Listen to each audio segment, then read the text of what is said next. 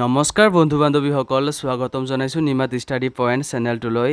আজি আমি আলোচনা কৰিম দশম শ্ৰেণীৰ অসমীয়া সাহিত্য চয়নিকা পাঠ্যপুথিৰ প্ৰথম নম্বৰ অধ্যায়, যিটো অধ্যায়ৰ নাম হৈছে বৰগীত। এই বৰগীত পাঠটিৰ আজি আমি সকলোবোৰ পাঠভিত্তিক প্ৰশ্নোত্তৰ আৰু পৰীক্ষাৰ বাবে লাগতিয়াল প্ৰশ্নোত্তৰসমূহ আলোচনা কৰিম। যদি তোমালোকে এই চেনেলটোত নতুন, প্লিজ চেনেলটো ছাবস্ক্ৰাইব কৰি দিবা। ব'লা আজিৰ ভিডিঅ'টো আমি আৰম্ভ কৰোঁ। বৰগীত ৰাগ বসন্ত। শ্ৰী শ্ৰী মাধৱদেৱে এই বৰগীতটি ৰচনা কৰিছিল। 1 নম্বৰ, চমুকৈ প্ৰশ্নৰ উত্তৰ দিয়া। ক, নেৰিবা বান্ধৱ মোক জীৱনে মৰণে। কবিয়ে জীৱনে মৰণে নেৰিবৰ বাবে কাক অনুৰোধ কৰিছে? এই প্ৰশ্নটো 2017 আহিছিল, তোমালোকে ভালকৈ চাই ল'বা। কবিয়ে জীৱনে মৰণে নেৰিবৰ বাবে হৰিক অৰ্থাৎ ভগৱানক অনুৰোধ কৰিছে। খ নম্বৰ প্ৰশ্ন, সনক সনন্দ যোগী যাহাকো ধ্যায়। সনক সনন্দ আদি যোগীসকলে কাক ধ্যান কৰা বুলি কৈছে? এইটো প্ৰশ্ন বহুত ইম্পৰ্টেণ্ট, এইটো 2020 চনত আহিছিল, তোমালোকে ভালকৈ এইবোৰ চাই ল'বা। উত্তৰ, সনক সনন্দ আদি যোগীসকলে ভগৱান শ্ৰীকৃষ্ণক ধ্যান কৰে বুলি কৈছে। গ নম্বৰ, কবি কিহত আতুৰ হোৱা বুলি কৈছে? উত্তৰ, কবি সাংসাৰিক দুখত আতুৰ হোৱা বুলি কৈছে। ঘ নম্বৰ, বৰগীতটি কোনে ৰচনা কৰে?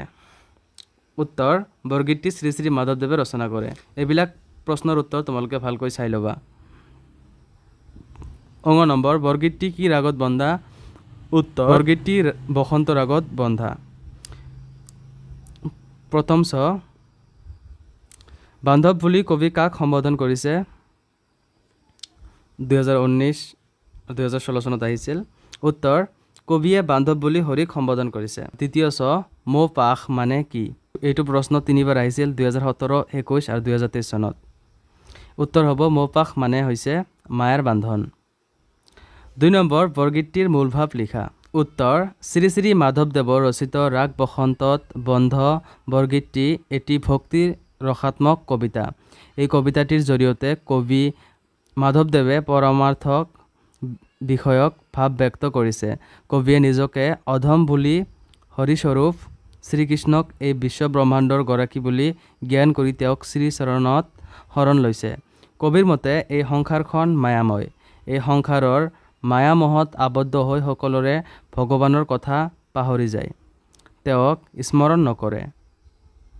শ্ৰীকৃষ্ণৰ মহিমাৰ কথা বুজি নাপায়। তেওঁৱেই যে আমাৰ মুক্তিৰ পথ মুকলি কৰি দিব পাৰে, এই কথা মানুহে নুবুজে।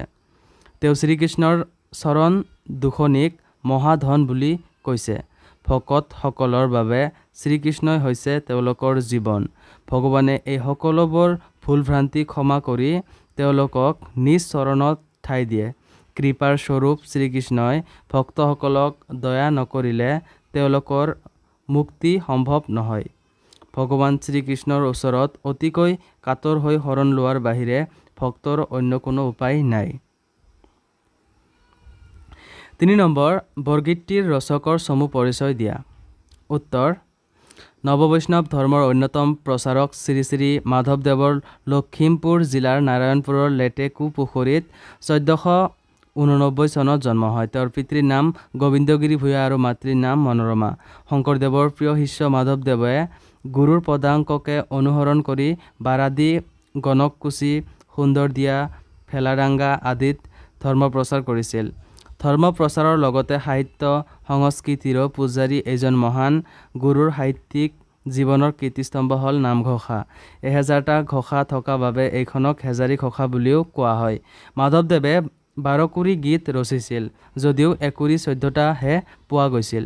মাধৱদেৱৰ ভণিতা থকা মুঠ 157টা বৰগীত পোৱা গৈছিল। মাধৱদেৱে ৰচনা কৰা মুঠ বৰগীতটিৰ সংখ্যা 191টা বা 9 কুৰি 11টা বুলি পণ্ডিতসকলে অনুমান কৰিছে। তেওঁৰ মৃত্যু হৈছিল 1568 চনত। 4 নম্বৰ, ব্যাখ্যা কৰা।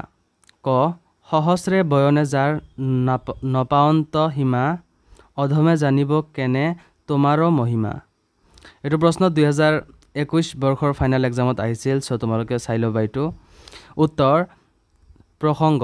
উক্ত কবিতাফাঁকি আমাৰ পাঠ্যপুথিৰ অন্তৰ্গত শ্ৰী শ্ৰী মাধৱদেৱৰ ৰচিত বৰগীত নামৰ পাঠ্যটিৰ পৰা উদ্ধৃত কৰা হৈছে। সংগতি: উক্ত কবিতাফাঁকি হৰিৰ মহিমা বৰ্ণনা কৰিবলৈ গৈ কবি মাধৱদেৱে কবিতাফাঁকি বৰ্ণনা কৰিছে। ব্যাখ্যা: ভগৱান হ'ল সমগ্ৰ জগতৰ সৃষ্টিকৰ্তা। তেওঁৰ দ্বাৰাই সমগ্ৰ জগত প্ৰতিপালিত হৈ আছে। ভগৱানৰ মহিমা অপাৰ। সনক সনন্দ যোগীসকলেও বহু বছৰ ধ্যান কৰি তেওঁক বিচাৰি পোৱা নাই। মানুহে বিষয় বাসনাত আতুৰ হৈ ঈশ্বৰক স্মৰণ কৰিবলৈ পাহৰি যায়। কিন্তু ইয়াৰ পৰা পৰিত্ৰাণৰ একমাত্ৰ উপায় হ'ল ঈশ্বৰৰ চৰণত শৰণাপন্ন হোৱা, কিয়নো হৰিৰ চৰণ যুগল হ'ল সকলোৰ মহাধন। শ্ৰীহৰি হ'ল ভকতৰ জীৱনস্বৰূপ। সেয়েহে মুক্তিৰ বাবে শ্ৰীহৰিৰ ওচৰত কাতৰ হৈ শৰণ লোৱাৰ বাহিৰে আন উপায় নাই।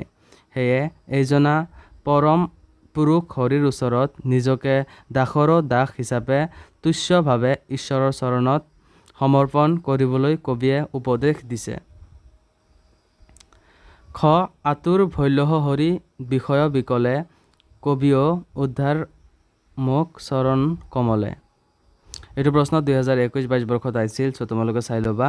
উত্তৰ: প্ৰসংগ: উক্ত কবিতাফাঁকি আমাৰ পাঠ্যপুথিৰ অন্তৰ্গত শ্ৰী শ্ৰী মাধৱদেৱৰ বিৰচিত বৰগীত নামৰ পাঠটিৰ পৰা উদ্ধৃত কৰা হৈছে।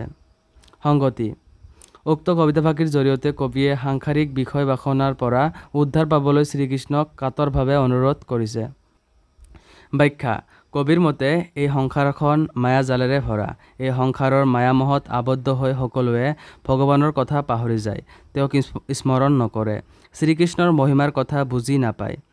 আমাৰ মুক্তিৰ পথ মুকলি কৰি দিব পাৰে এই কথা পৰা সম্পূৰ্ণ অজ্ঞাত। কবিয়ে এই কথা বুজিব পাৰি ভগৱান শ্ৰীকৃষ্ণৰ চৰণ কমলত হাতজোৰ কৰি প্ৰাৰ্থনা কৰিছে যে হে প্ৰভু, দয়া কৰি আমাক এই মায়ামোহৰ পৰা পৰিত্ৰাণ দিয়া, আমাক উদ্ধাৰ কৰা, মুক্তি দিয়া। গ নম্বৰ: তোমাৰ চৰণ দুই মোৰ মহাধন, ভকত জনেৰ নিজ তুমিহে জীৱন। এইটো প্ৰশ্ন 2020 বৰ্ষৰ ফাইনেল এক্সামত আহিছিল, তোমালোকে এইটোও চাই ল'বা। উত্তৰ: প্ৰসংগ: উক্ত কবিতাফাঁকি আমাৰ পাঠ্যপুথিৰ অন্তৰ্গত মহাপুৰুষ শ্ৰী শ্ৰী মাধৱদেৱৰ দ্বাৰা ৰচিত বৰগীতটিৰ পৰা তুলি দিয়া হৈছে। সংগতি: ভকতৰ বাবে ভগৱানৰ দুই চৰণেই মহাধন আৰু ভগৱানেই নিজ ভকতৰ বাবে জীৱনস্বৰূপ বুলি মহাপুৰুষজনাই পদফাঁকি অৱতাৰণা কৰিছে। ব্যাখ্যা: ভগৱানৰ একান্ত ভক্ত মহাপুৰুষ মাধৱদেৱে ভগৱানে ভকতৰ সৰ্বস্ব বুলি গ্ৰহণ কৰিছে। মহাপুৰুষজনাই উপলব্ধি কৰিছে যে সংসাৰৰ মায়ামোহৰ বন্ধনৰ পৰা মুক্তি পাবলৈ, সাংসাৰিক দুখ যন্ত্ৰণাৰ পৰা উদ্ধাৰ পাবলৈ হ'লে ভগৱানৰ কৃপা লাভ কৰিব লাগিব। তেওঁ ভগৱানৰ দুই চৰণক জীৱনৰ শ্ৰেষ্ঠ সম্পদ বুলি গ্ৰহণ কৰিছে। ঈশ্বৰেই তেওঁৰ ভকতসকলৰ বাবে জীৱনস্বৰূপ। 5 নম্বৰ প্ৰশ্ন: সনক সনন্দ যোগী যাহাকো ধ্যায়, সকল নিগমে যাক বিচাৰি নাপায়। তাৎপৰ্য বিচাৰ কৰা। এইটো প্ৰশ্ন 2016, 2019 আৰু 2020 বৰ্ষৰ HSLC ফাইনেল এক্সামত আহিছিল। এইটো মষ্ট ইম্পৰ্টেণ্ট প্ৰশ্ন, তোমালোকে ভালকৈ চাই ল'বা। ইয়াৰ উত্তৰ হ'ব: আগম আৰু নিগম আদি শাস্ত্ৰত ভগৱানৰ বিভিন্ন মহিমাৰ বিষয়ে বৰ্ণনা কৰা হৈছে। কিন্তু এই শাস্ত্ৰত দাঙি ধৰা বৰ্ণনাসমূহ অধ্যয়ন কৰিয়েই ভগৱানৰ প্ৰকৃত স্বৰূপ উপলব্ধি কৰাটো সম্ভৱ নহয়। ভগৱানৰ প্ৰকৃত স্বৰূপ উপলব্ধি কৰিবলৈ হ'লে একান্ত মনে ভগৱানক ভক্তি কৰাৰ প্ৰয়োজন। সেয়ে সনক সনন্দ দৰে যোগীসকলেও ভগৱানৰ স্বৰূপ উপলব্ধিৰ বাবে একান্ত মনে ভগৱানক ধ্যান কৰে। অৰ্থাৎ কবিয়ে কৈছে যে ভগৱানৰ প্ৰকৃত স্বৰূপ উপলব্ধি কৰিবলৈ হ'লে গভীৰ তপ জপ কৰাতকৈ বা শাস্ত্ৰ আদিৰ অধ্যয়নত নিমগ্ন হোৱাতকৈ শুদ্ধ চিত্তে ভক্তিভাৱে একান্ত মনে ভগৱানক প্ৰাৰ্থনা কৰাহে প্ৰয়োজন। 6 নম্বৰ প্ৰশ্ন: বৰগীতৰ 4টা লক্ষণ বিষয়ে লিখা। এইটো প্ৰশ্ন 2016, 2017, 2018, 2021-22 বৰ্ষত আহিছিল। তোমালোকে ভালকৈ চাই ল'বা। উত্তৰ: বৰগীতৰ 4টা লক্ষণ হ'ল: ক. বৰগীতসমূহ হ'ল শাস্ত্ৰীয় ৰাগ তালযুক্ত গীত। খ.